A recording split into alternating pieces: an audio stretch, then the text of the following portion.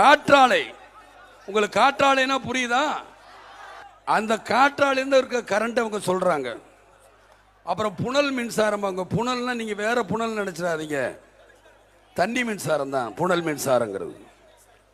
இது வந்து மழை பெஞ்சாதான் வரும், அது காத்தடிச்சாதான் சுத்தும்.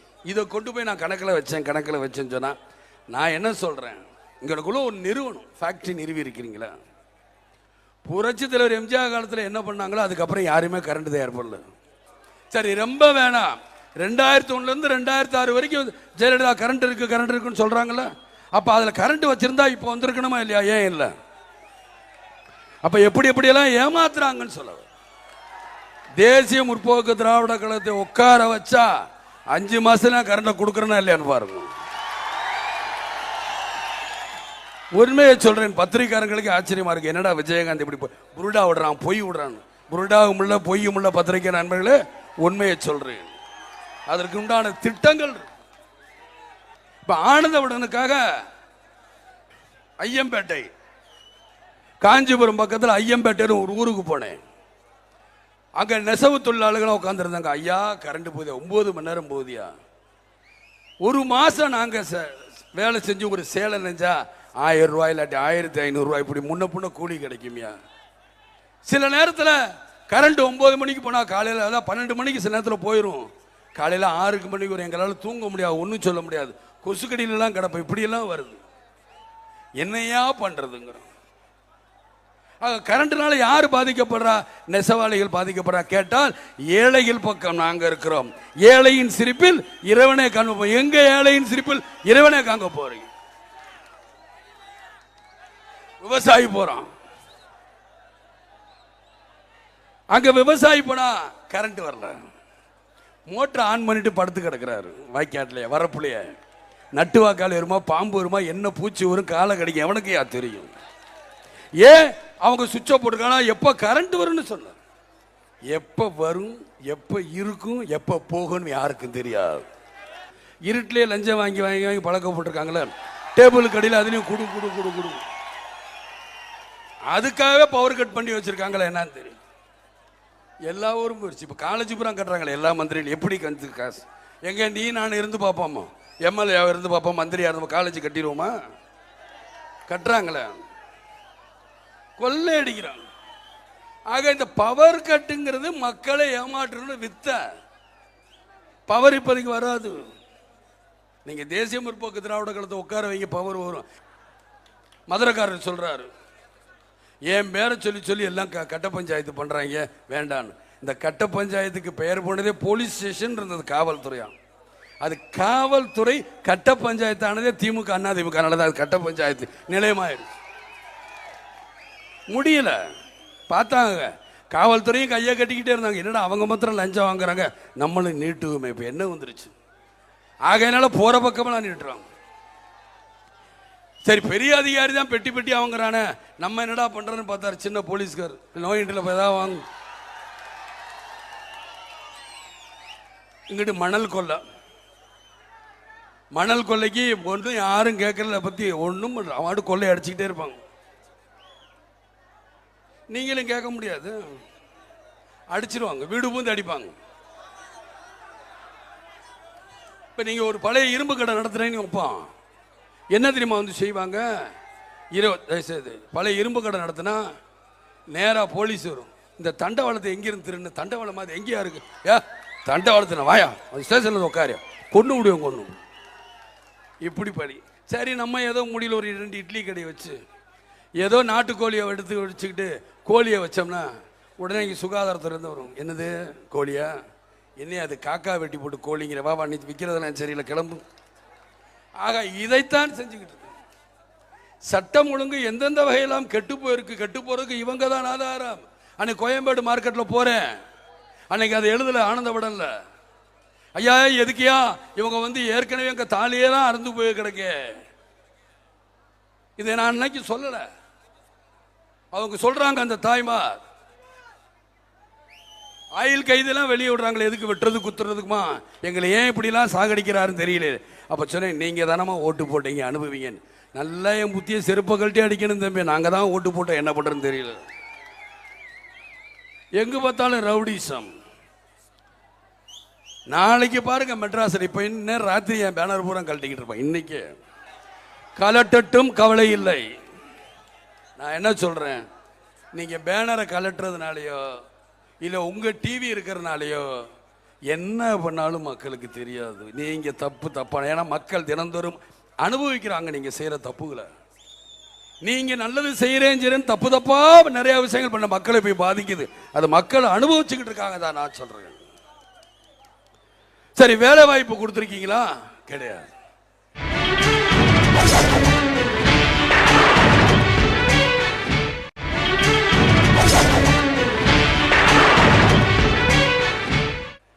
வேலை உங்களுக்கு எல்லாத்துக்கும் இருக்கா?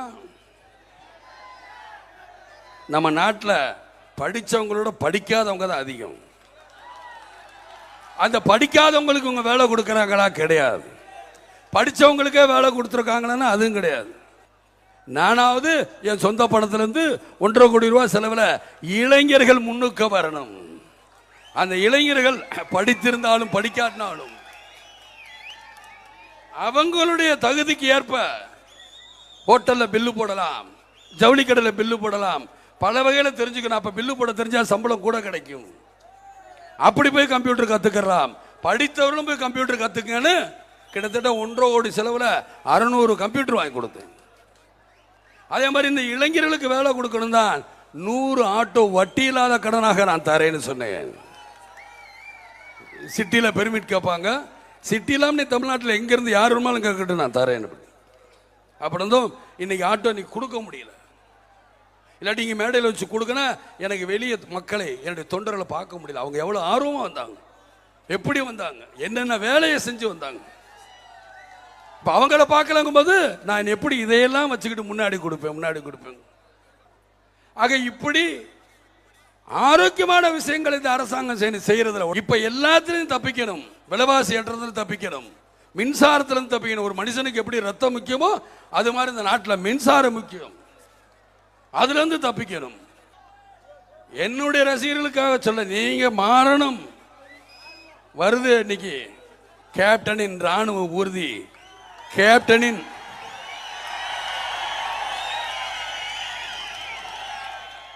வான ஊர்தி, கேப்டனின் கப்பல் ஊர்தி. அது மாதிரி நீங்கள் செயல்படணும். இந்த தேர்தலை எதற்கு பயப்படக்கூடாது, யாரை கண்டு பயப்படாதீங்க.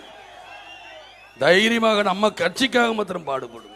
இந்த எம்பி தேர்தல்னா உங்களுக்கு என்னன்னு தெரியுமில்ல, டெல்லி தேர்தல். ஆனா என் கட்சிக்காரங்க 2011 எழுதி போட்டுருங்க. எதுக்கு 2011? அவ்வளவு தூரம் போறீங்க. அடுத்த வருஷம் எலெக்ஷன் தான் சந்திக்க மாட்டீங்களா? எம்பி எலெக்ஷன், எம்எல்ஏ எலெக்ஷன் ரெண்டையுமே சந்திப்போங்கிறேன் தைரியம் நம்மகிட்ட இருக்கு. என்கிட்ட இருக்க தைரியம் உங்ககிட்ட எல்லாமே போயிடும். ஏனென்றா என்னை பொறுத்த மட்டும் இந்த விஜயகாந்த் வாழ்ந்தான் அது என் மக்களுக்காக வாழ்ந்தான் தான் இருக்கு. இவங்கள மாதிரி கொள்ளை அடிச்சுக்கிட்டு இருக்க மாட்டேன். அதான் சொல்றேன்ல, மக்கள் பார்த்து, நீங்கள் பார்த்து தேசிய முற்போக்கு திராவிட கழகத்தை உட்கார வச்சு பாருங்க. அப்புறம் எப்படி பண்ற இந்த ஆட்சி பாருங்க. எல்லோருக்கும் வேலை வாய்ப்பு தரேன், தனி மனித வருமானத்தை கூட்டி தரேன், சமசீர் கல்வி எப்படிங்கிற கொண்டு வரேன். இவங்க சமசீர் கல்வினால என்னன்னு தெரியாம செஞ்சுக்கிட்டு இருக்கிறாங்க. குக்கிராமத்தில் படிக்கிற பிள்ளையும் டான் பாஸ்கோல படிக்கிற பிள்ளையும் ஒன்னும் ஆங்கிலம் கத்துக்கணும். அந்த அளவுக்கு கல்வி அறிவை வளர்க்கணும். அதான் சமசீர் கல்வி. எவ்வளவு திட்டங்கள் இருக்கு. கொள்ளை அடிக்கிறாங்க, கலர் கலரா பஸ் போட்டு ரேட்டை ஏத்திக்கிட்டு ஏமாத்துறாங்க. எல்லா ரூட்டுக்கும் காசு, லஞ்சம். அடுத்த இவன் வந்தால் லஞ்சம் வாங்க கூடாது. இவங்களுக்கு பயம். ஏன்னா இவங்களுக்கு தெரியும் அடுத்து இந்த ஆட்சி வராதுன்னு. புரட்சித்துல எம்ஜிஆர் இருந்ததுக்கு அப்புறம் 5 வருஷம் தான் ஆட்சி மாறுச்சு. ஆகையினால போலீஸ்காரங்களுக்கெல்லாம் 3 லட்சம், சப் இன்ஸ்பெக்டருக்கெல்லாம் 5 லட்சம் லஞ்சம் அப்படியே கேட்டு யார் வேணுமாலும் போடும். கார் டிரைவர்களுக்கு 5 லட்சம், கண்டக்டருக்கு 2 லட்சங்கிறாங்க. ஆகையினால எங்க பார்த்தாலும் வீடு பூந்து பஸ் ஏறுது. அவங்களுக்கு ஓட்ட தெரியுதோ ஓட்ட தெரியலையோ எதை வேணுமாலும் போய் அடிக்கிறாங்க. சும்மா வண்டி அடிக்கிறாங்க, எல்லா வண்டியும் அடிக்கிறாங்க. எல்லாத்திலையும் லஞ்சம். இந்த உப்புக்குள்ள கையை விட்டுருந்தா கால் விட்டுருந்தா அரிச்சு போயிடும் தெரியுமா? அது மாதிரி கையை அரிச்சு போச்சு. உங்க லஞ்சம் வாங்கி குடு குடு குடு குடு குடு குடு லஞ்சம் அரிச்சு போயிடும். ஆக லஞ்சம் இவங்களோட வாங்கியிருந்தா பரவாயில்ல, கீழ்மட்டத்து வரைக்கும் பரப்பி விட்டுட்டு போயிட்டாங்க. லஞ்சம் எங்க போனாலும் இது எங்க தீரும்? எப்ப தீரும்? தீர்க்கணும். எரியிற அடுப்புக்கு முன்னாடி ஒருத்தன் கையை வச்சு படுத்து தூங்கிடுவான். எரியிற அடுப்புக்கு முன்னாடி கையை வச்சு ஒருத்தன் தூங்கிடுவான். பசியோட ஒருத்தன் தூங்க முடியுமா? தூங்க முடியாது. ஆனா நம்ம தமிழ்நாட்டில் தான் அந்த கொடுமை. ராத்திரி சாப்பிடாமே தூங்குறாங்க. அந்த அளவுக்கு நம்ம தமிழ்நாடு இருக்கு. இது புஸ்தகத்திலே போட்டிருக்கு, அவங்க கணக்கெடுப்புல இருக்கு. இன்னைக்கு விற்கிற விலைவாசியில 3 நேரம் சாப்பிட்றோம், 2 நேரம் சாப்பிட்றான், 2 நேரம் சாப்பிட்றோம், ஒரு நேரம் சாப்பிட்றான், அரை நேரத்துக்கு வந்துட்டான், அரை நேரம் சாப்பிடாத ஒண்ணுமே சாப்பிடாம பச்சை தண்ணியும் இடுப்புல ஈர துணியும் கட்டிக்கிட்டு போய்கிட்டு இருக்கிறான். அதான் இந்த நிலைமையோட ஆட்சி, இவங்களுடைய ஆட்சியின் அவல நிலை. கரும்புல இருக்கவங்க விலை கேட்கிறான், கரும்புக்கு விலை கொடுக்குறாங்களா? பொய். சாராய கம்பெனிக்கும் இவங்க சொந்தமா லஞ்சம் வாங்கணுக்கும் சொல்றாங்க. தேசிய முற்போக்கு திராவிட கழகம் ஆட்சிக்கு வந்துச்சுன்னா கரும்புக்கு டன்னுக்கு 2000 ரூபாய் நிச்சயமாக கொடுக்கப்படும். சம்பாதியம் எத்தனால் வந்தாலும் கூடாது. சக்கரில் இருந்து அழுக்குல இருந்து எடுத்தா சாராய ஃபேக்டரிக்கு அனுப்பும். அந்த சக்கையில இருந்து கரண்ட் எடுக்கலாம். கரண்ட் எடுத்தா இவங்களுக்கு கொடுக்கணும். இவங்க என்ன பண்றது? ஒரு 2 மணி நேரத்துக்கு வந்து அந்த கரண்ட் யூஸ் பண்ணிட்டு அப்படியே விட்டுறது. இவங்க வேணான்ட்டாங்க. இந்தியா அப்புறம் சொல்லிட்டாங்க அந்த கரண்டை வித்துக்க. நானே இவங்க மட்டும் பண்ண மாட்டேன். பூரா லஞ்சம். நான் என்ன சொல்றேன்? மில்லுக்காரன் கொடுத்தா விவசாயிகள் கொடுத்துட்டு போறாங்க வேலை. ஏன் கொடுக்க மாட்டேங்கிறீங்க? இதைத்தான் நான் கேட்கிறேன். எப்பவுமே ஆட்சியில் இருக்கணும் தான் நினைக்கிறீங்க. மக்களை நல்வழி கொண்டு வர நினைச்சிருக்கீங்களா? என்னைக்காவது மக்களுக்கா ஒரு நல்ல திட்டங்கள் போட்டிருக்கீங்களா? கவர்ச்சி திட்டங்களை தான் போட்டிருக்கீங்க. வளர்ச்சி திட்டங்கள் போடவே கிடையாது. ஒரு வீட்டில் பட்டினி இருந்தா, குடும்பமே பட்டினி இருந்தா உங்களுக்கு என்ன யோசனை வரும்? ஒரு யோசனை வராது. அடுத்தவளை சோத்துக்கு என்ன பண்றதுன்னு தெரியாம முடிச்சுக்கிட்டு இருப்பாங்க. அதனாலதான் தேர்தலில் சொன்னேன், நான் ஒரு வீட்டுக்கு ஒரு பசுமாடு தரேன். அப்ப கிண்டல் அடிச்சேன். ஏன்னா அந்த பசுமாடை பால் கறக்கணும். பால் கறந்தா அந்த அவ்வளோ வர காசுல தான் குடும்பத்தை பாதுகாப்பாங்க. வீடு புகுந்து ரேஷன் பொருட்கள் வரும்னு இன்னும் எல்லாரும் கிண்டல் அடிச்சுக்கிறேன். இத்தனை நாளைக்கு ஒரு தடவை ரேஷன் கடையில் வரும்னு சொல்றீங்களா? அத்தனை நாளைக்கு ஒரு தடவை வீட்டில் போய் போட்டா என்ன? இதனால வேலை வாய்ப்பு வளரும்ல, கொள்ளையடிக்கிறது குறையும்ல, ரேஷன் கார்டில் போற தப்புதெல்லாம் நடக்கிறதெல்லாம் குறையும்ல. 1க்கு 2 3 ரேஷன் கார்டு வச்சிருக்கீங்க, அதெல்லாம் குறையுமே. ஏன் அதெல்லாம் நீங்க செய்ய மாட்டேங்கிறீங்க? அதைத்தான் நான் சொல்றேன். ரேஷன் பொருட்கள் உங்க வீடு தேடி வந்து சேரும். திட்டங்கள் நிறைய இருக்கு, செயல்படுத்த மாட்டேங்கிறாங்க.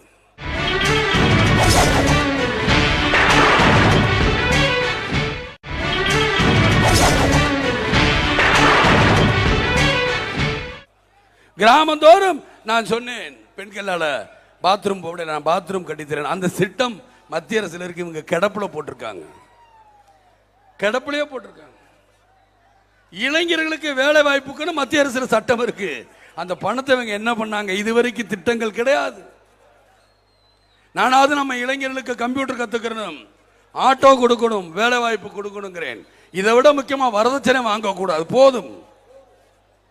வீட்டில் சொல்லுவாங்க, அக்காவும் தங்கச்சி வரதட்சணை கொடுத்ததாக இருக்கட்டும், நம்ம இனிமே வாங்க வேண்டாம். நம்மளுக்கு 2 பொம்பளை பிள்ளை பிறந்தா இன்னைக்கு நகை 10,000 ரூபா. உங்க காலத்துல அந்த பொம்பளை பிள்ளை வளர்ந்த காலத்துல பவுன் 50,000 ரூபா. ஆனா நீங்க என்ன பாடுபடுவீங்க? வேண்டாம் வரதட்சணை.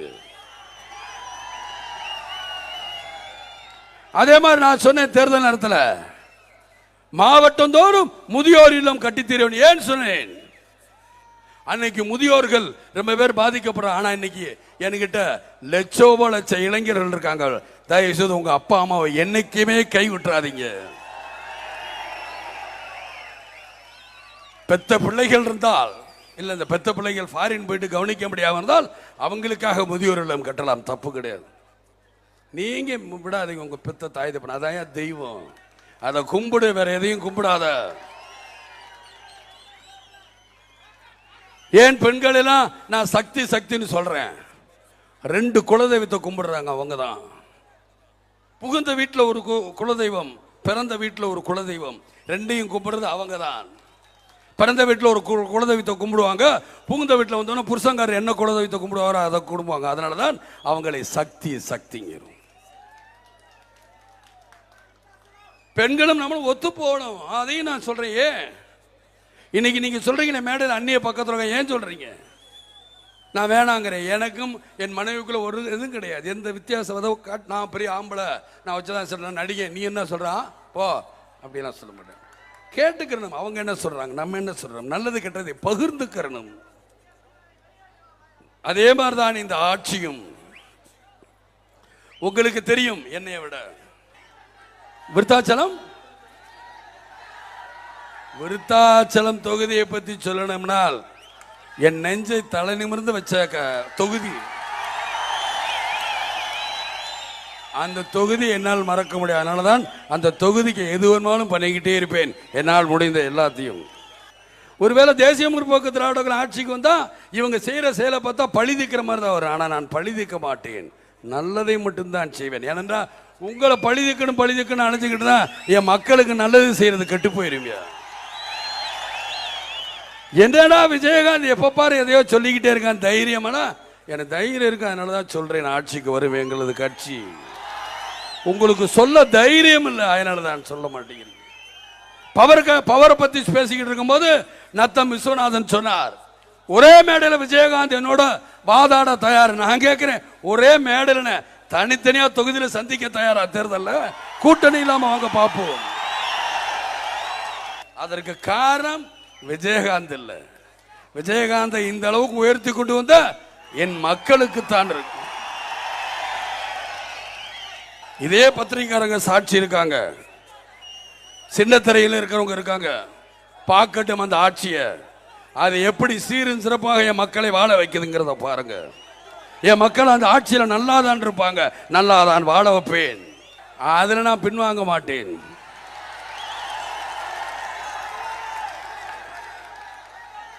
சிலர் சொல்லுவாங்க உதிரி கட்சி. முதல் கட்சி எங்கள் கட்சி தான், தேசிய முற்போக்கு திராவிட கழகம். இப்பயும் சொல்றேன், திரும்பவும் சொல்றேன், நேற்று பூரா சுத்தி பார்க்கும்போது பேனரை கிழிச்சாங்க, கிழிச்சிட்டு போ. இனி பேனர் தான் கிழிக்கப்படி, மக்கள் இதயத்திலிருந்து கிழிக்க முடியாது. அந்த டிஜிட்டல் பேனருக்கு பின்னாடி இருக்க கவுரு, அது கவுரு இல்லை, என் மக்கள் தொண்டர்களின் நரம்பு. அவங்க சிந்தனை ரத்தம் தான் இன்னைக்கு இவ்வளவு பெரிய கூட்டம். எங்க இருந்து காசு வருதுன்னு கேட்கிறாங்க. நிதியே என்னன்னு சொல்லல, 5 கோடி 7 கோடி என்னமோ சொல்றாங்க, எண்ணிக்கிட்டு இருக்கேங்கிறாங்க. நாளைக்கு சொல்றேன்னாங்க, சரி சொல்லுங்க அப்படின்னு. நிதியும் நிறையாக வந்து குமிஞ்சிருக்குன்னு சொல்ல முடியும். 5 கோடி ரூபாய்க்கு மேல வந்திருக்குங்கிறார் நிதி. ஆக என் தொண்டர்களை நான் என்ன சொல்லுவேன், செலவும் இப்படி 50 ரூபா 10 ரூபா 20 ரூபாய்க்கு சம்பாதிக்கிறதா என் தொண்டர்கள். அதுலயும் கட்சிக்கே எடுத்து கொடுத்தாங்களே.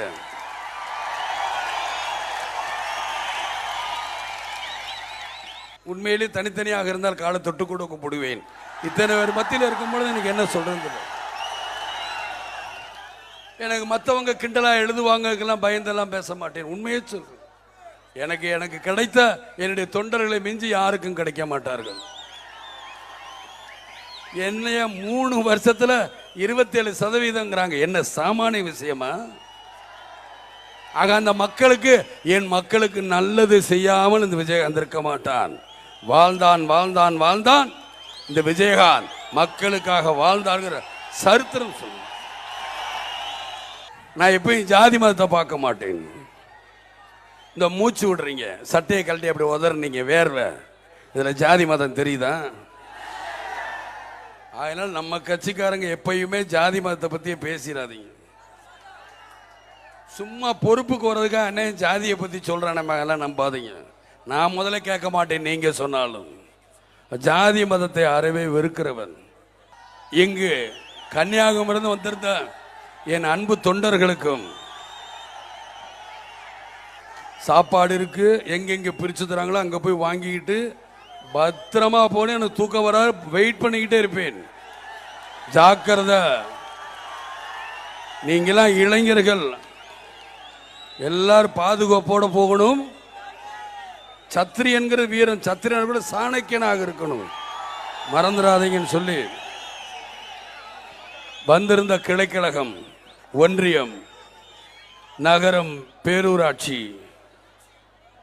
மாவட்டம், வார்டு, வட்டம், பகுதி செயலாளர், பகுதியைச் சேர்ந்த கிளைகள், நகரம் எல்லோருக்கும் என் நன்றி கலந்த வணக்கத்தை மீண்டும் மீண்டும் தெரிவித்துக் கொள்கிறேன். நன்றி, நன்றி, நன்றி.